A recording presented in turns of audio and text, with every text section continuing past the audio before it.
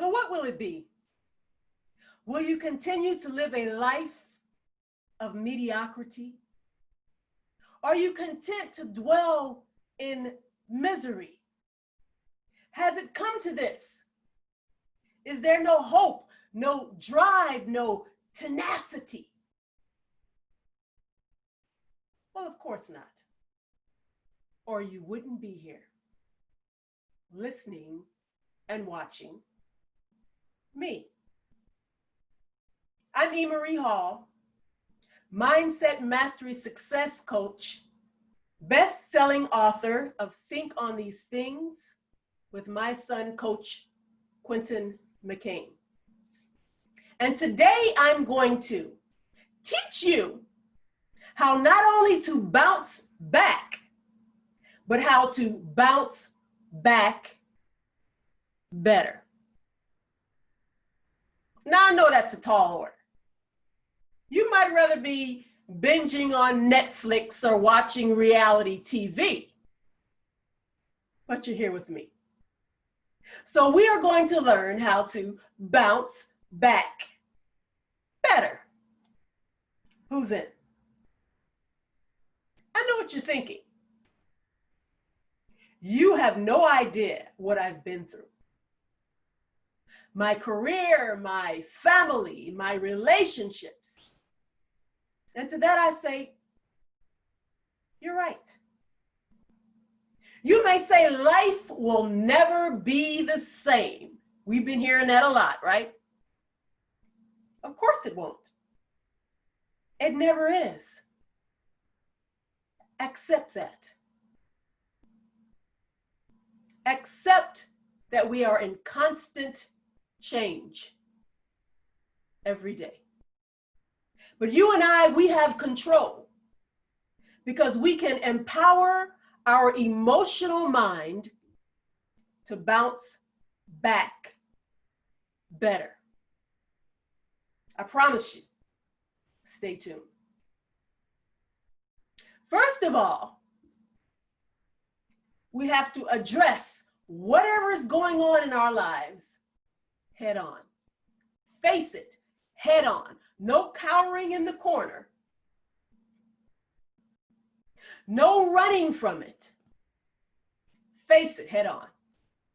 Dale Carnegie, in his classic book, How to Stop Worrying and Start Living, How to Stop Worrying and Start Living, talks about that. Addressing things head on. See, it's the lack of decision making that causes most of the anxiety. When we tend to push things down, repression, some that's been going on since childhood, and we wonder about the rate of heart disease. It has been scientifically proven that those who have long-term repression have a higher incidence of asthma, COPD, heart disease. It affects our immune system. Can you hear me now? Significantly. So if we want to bounce back better, we need to address things immediately. There's a reason not to procrastinate. There's a reason to push forward. Acknowledge it.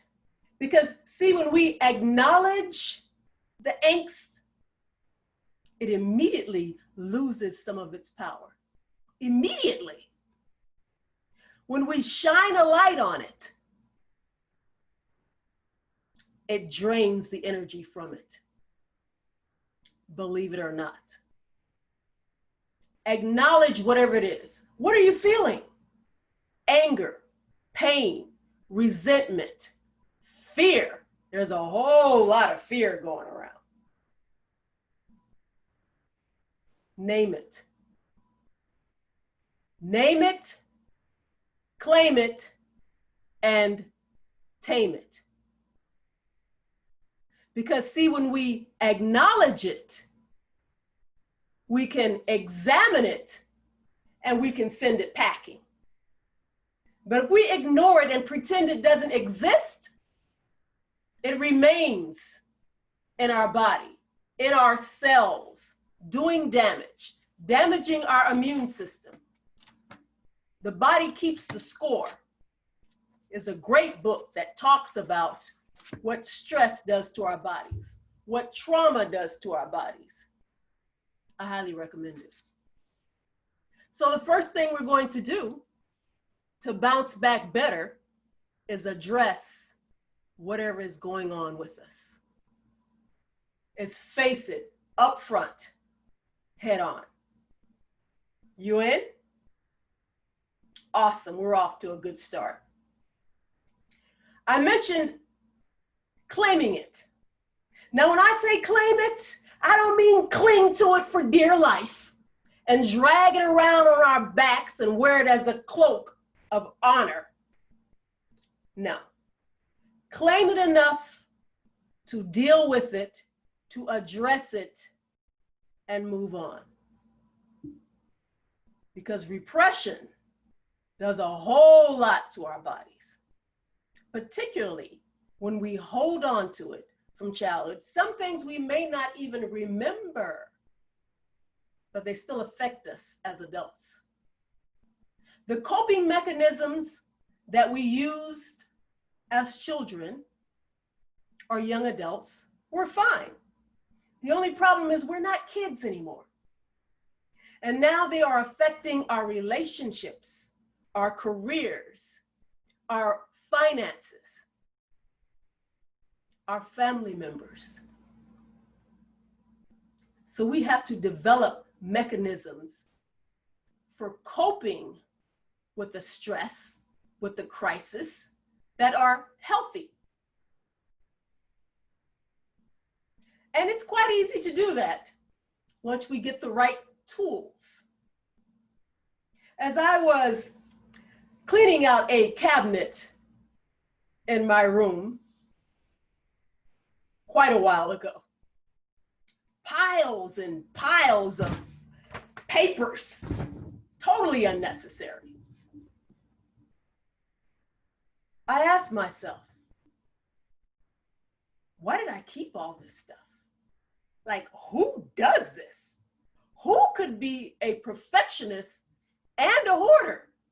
Is that even possible? The answer is yes, by the way. But a better question would have been, how was I able to let it go then? How was I able to make the shift? What allowed me to let go? See, when we ask better questions, we get better answers. How about that? Take notice of what questions you're asking yourself. But let me give you a little bit more background. I was born in Boston. Cold Boston. I was adopted at 2 years old, actually more like given away to my aunt and uncle when I was 2 years old. When I was 12, the call came to inform me that my birth mother had died. Fact is, she was killed by her husband, for those of you that don't know my story. I was absolutely devastated, as you can imagine.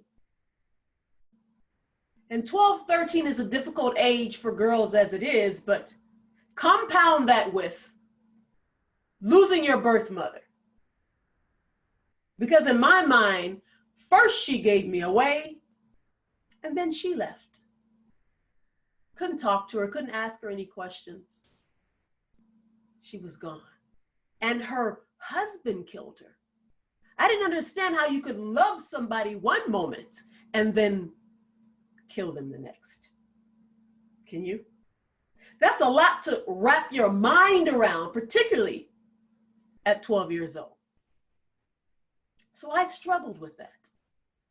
But it got even worse because 14 years after that, my sister, the only one I knew and loved, suffered the exact same fate at the hands of her husband. Now, I'm one of 25 children by my father, but she was the only sister I knew and loved. That for me was the straw that broke the camel's back, me being the camel. I was more like the straw, actually, because at that point in my life, I decided, and I do mean decided, that I was next. I had no choice in the matter. If it happened to my mother and it happened to my sister, surely it would happen to me. It was just a matter of time. How often do we make these decisions that don't make any sense, that are based on someone else's life, based on what somebody else told us as a child, based on an experience that occurred years ago? Well, we carry it around with us. And whenever there's a crisis or an adversity, we dig it up. It didn't work then, it can't work now. I was convinced for many years, live my life in fear. But fortunately for me, through training and experience, I realized I'm not my mother. Though when you see me, it is almost as if you are looking at her, striking resemblance, but I'm not her. I'm not my sister. Same voice and same laugh, but I'm not her either. Their fate is not mine. I do not have to live my life in pain anymore. And neither do you. I can change the course of history, starting with me. How cool is that? And so I did. Today I travel the world, speaking, training, coaching others that have gone through traumatic events or just want to move forward in life. But there are certain coping mechanisms that we develop when we have certain events in our lives to protect us. And they're great. Except that we're adults now. And they're not always necessarily healthy. Hoarding, perfectionism. As a matter of fact, I will share some of them with you. Take notice. Write these down and take notice. We either divert, anesthetize, or withdraw. That pain, all of that has to go somewhere. So the mind is amazing. It can work for us or it can work against us. It can help us bounce back or it can keep us held back. Divert, anesthetize, or withdraw. Now, under diversion are certain things like busyness, people pleasing, perfectionism. You might recognize some of those. Criticizing, overanalyzing, playing the victim. We know people like that, right? Hopefully, we're not that person. Anesthetize, alcoholism, drugs, excessive exercise, believe it or not. Now, don't use that as an excuse not to exercise. This is excessive. This is over and above. This is anesthetizing. Self-mutilation, hoarding, smoking, excessive video games. These are under anesthetize. Withdraw, just like it sounds. Detach physically. Running away, depression, excessive reading. Now, please read. but not excessively to the detriment of other things in your life. Panic attacks, lack of trust. We either divert, anesthetize, or withdraw. But the beauty of it is we can connect with that pain, with that area, acknowledge it, and release it. That's what I was able to do. That's what I help my clients do. Because see, when we bury the pain, we bury the pleasure right along with it. We bury the happiness. So dealing with these coping mechanisms is key for bouncing back better, because we handle every situation with these same coping mechanisms until we address them. But the good news is we can, and we do. So deal with those coping mechanisms. Consider where you might fall in those categories. Now, I know you're thinking, how can I maintain a positive attitude, let alone being resilient? By doing exactly what you're doing now, first of all. Taking in the knowledge, the positivity, the education. It is as much about what we take in as our surroundings. Negative news, excessive politics, social media. These are not conducive to a positive mental state. In my book, Think on These Things, day 22, I talk about garbage in, garbage out. If you're putting in garbage, what do you expect to get out? If you keep dumping trash in your brain, you end up with a landfill. So what are your morning and evening routines? We can just start there. Someone, I think it's Dale Carnegie, I might be wrong, talks about bookending your days. How do you start your day? How do you end your day? Makes the middle so much better. It's like an ice cream sandwich. And if you don't do ice cream sandwiches, maybe a lettuce wrap, whatever works for you. Bookending your days.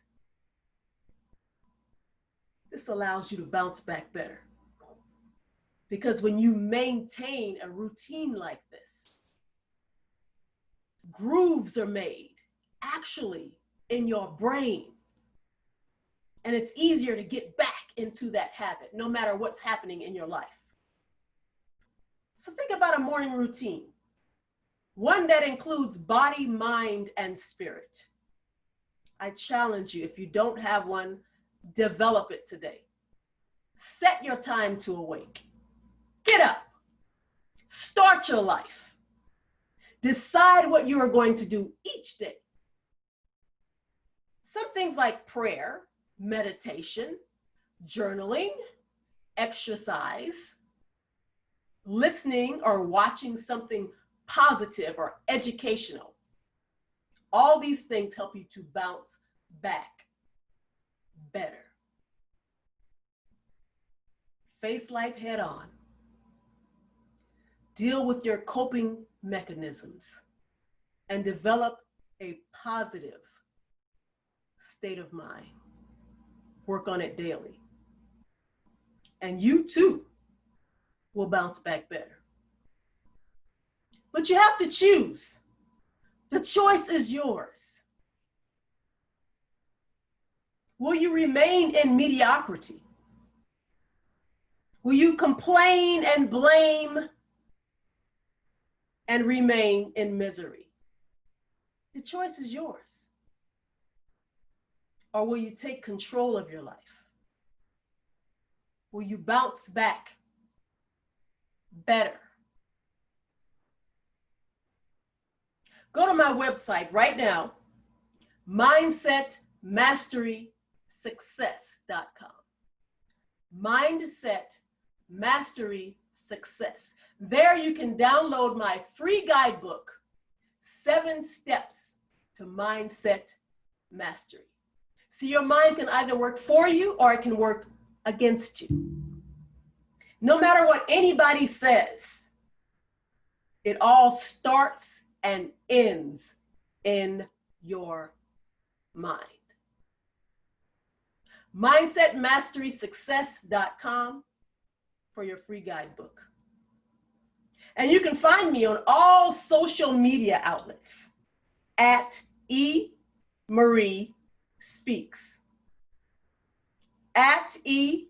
Marie Speaks. Let's bounce back better together.